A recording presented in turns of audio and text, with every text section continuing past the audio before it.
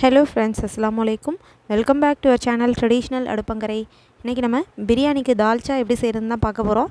இது பேரு தால்சா, ஆனா இத தாளிக்கவே மாட்டோம். ரொம்ப சிம்பிளா எப்படி செய்யறதுன்னு பார்க்கலாம் வாங்க.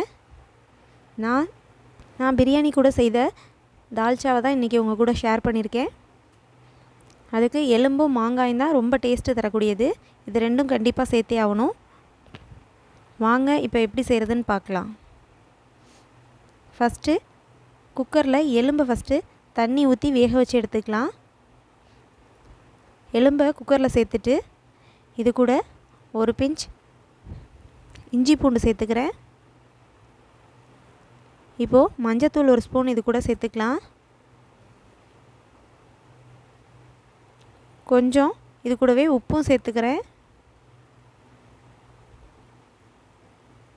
உப்பு சேர்த்துட்டு எலும்புக்கு தேவையான அளவு தண்ணி சேர்த்து நல்லா வேக வச்சு எடுத்துக்கலாம் எலும்பை. இப்போது நல்லா வெந்துருச்சு எலும்பு, நல்லா சாஃப்டாக வேக வச்சு எடுத்தாச்சு. இது இருக்கட்டும். இது கூட ஒரு உலக்கு பருப்பு எடுத்திருக்கேன். ஒரு உலக்கு பருப்புக்கு 1/4 உலக்கு கடலைப்பருப்பு சேர்த்து நல்லா கழுவிட்டு இது தேவையான அளவு தண்ணி சேர்த்துக்கலாம். வெங்காயம் கட் பண்ணி வச்சுருக்கேன், அதையும் இது கூட சேர்த்துக்கிறேன். பூண்டு சேர்த்துக்கிறேன். புதினா மல்லி கொஞ்சம் சேர்த்துக்கிறேன்.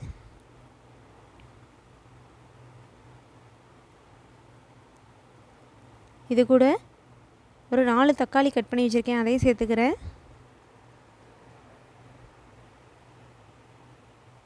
ஒரு ஸ்பூன் பட்டை கிராம்பு ஏலக்காய் பவுடர் கொஞ்சம் போட்டுக்கிறேன்.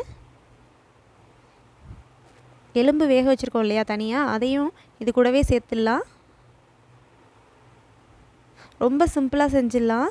இது தனியாக நம்ம எதுவும் செய்ய வேண்டியதில்லை. பிரியாணிக்கு எடுத்து வச்சுருக்கிறதையே இதில் எல்லாத்துலேயும் கொஞ்சம் கொஞ்சம் எடுத்து சேர்த்துக்கலாம். மஞ்சள் தூள் ஒரு ஸ்பூன் இது கூட சேர்த்துக்கிறேன். சேர்த்துட்டு நல்லா கலந்து விட்டுட்டு இப்போது 2 விசில் விட்டு எடுத்துக்கலாம். 2 விசில் விட்டு வந்துருச்சு. இதை ஒரு பாத்திரத்தில் மாற்றிட்டு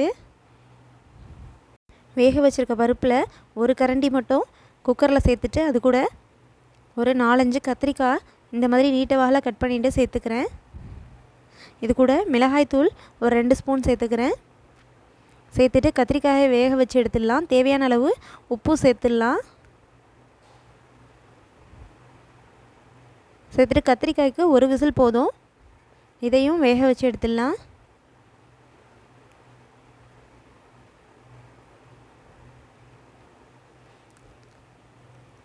கத்திரிக்காய் இப்போது வேக வச்சு எடுத்தாச்சு. மீதி இருக்கிற பருப்பு வேக வச்சுருக்கிறதுல மாங்காய் சேர்த்து தனியாக இந்த பக்கம் கொதிக்க வச்சிடுறேன். இப்போது கத்திரிக்காயும் வந்துருச்சு, மாங்காயும் நல்லா வெந்துருச்சு.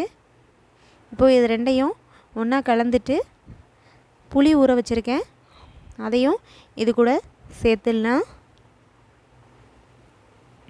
உப்பு புளிப்பு உரப்பு எல்லாம் நல்லா கரெக்டான சடான்னு இருக்கிற மாதிரி பார்த்துக்கோங்க. 3 சுவையும் கரெக்டான அளவில் இருக்கணும். அப்போ தான் தால்சா ரொம்ப டேஸ்ட்டாக இருக்கும். கொதிக்க வச்சு இறக்குறதுக்கு முன்னாடி ஒரு 2 ஸ்பூன் இது கூட நெய் சேர்த்துடலாம். ரொம்ப சிம்பிளாக தால்சா ரெடி ஆகிடுச்சு. நீங்களும் இது மாதிரி ட்ரை பண்ணி பாருங்கள். இந்த வீடியோஸ் உங்களுக்கு பிடிச்சிருந்தால் லைக் பண்ணுங்கள். மறக்காமல் நம்ம சேனலை சப்ஸ்கிரைப் பண்ணிக்கோங்க. தேங்க்யூ.